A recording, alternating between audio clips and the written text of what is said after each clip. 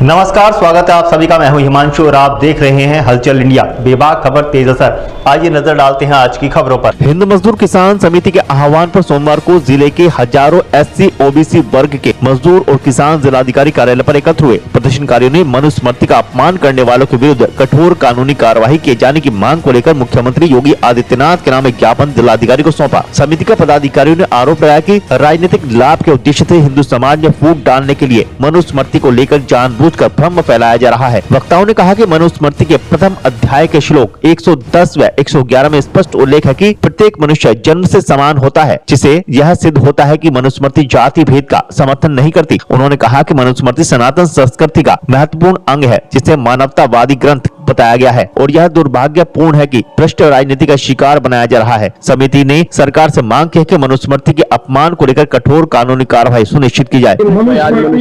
आज ये 25 तारीख में 25 दिसंबर को भीम आर्मी का राष्ट्रीय अध्यक्ष विनय रतन उसने वहाँ इंदौर के आसपास के मध्य प्रदेश में मनुस्मृति को जलाया था।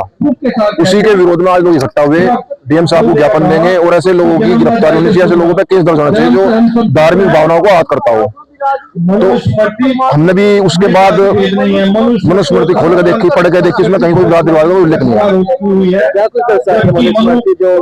मनुस्मृति तो जीने का तरीका सिखा हुआ है भाई।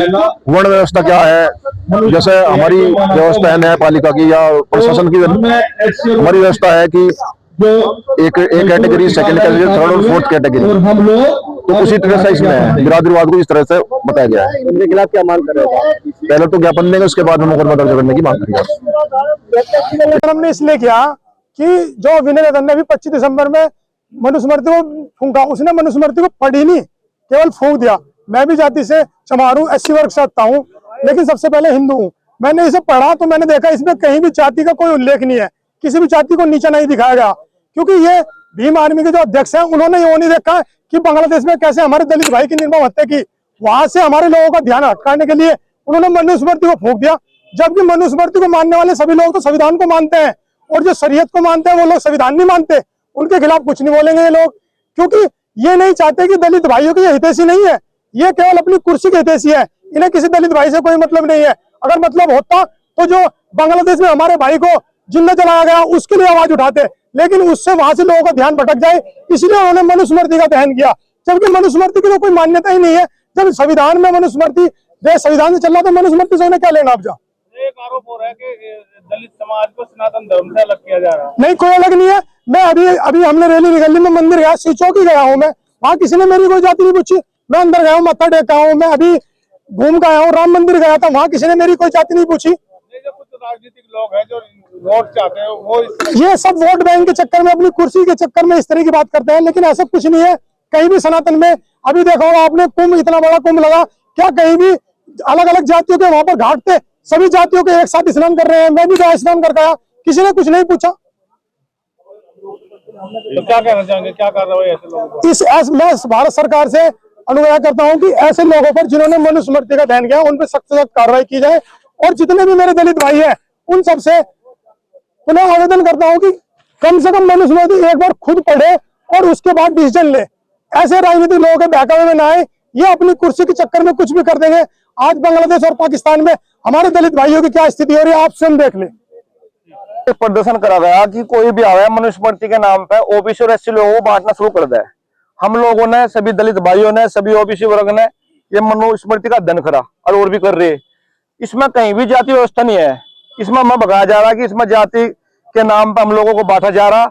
इसमें कहीं जाति व्यवस्था नहीं है। इसमें पहले अध्याय में स्पष्ट 2 श्लोकों में दिया गया, 110वां और 111वां, जन्म ना जाते शुद्रा, कि जन्म से हम सब शूद्र हैं, कर्म से नहीं, जन्म से। तो भाई इसमें जाति कहां से आ गई?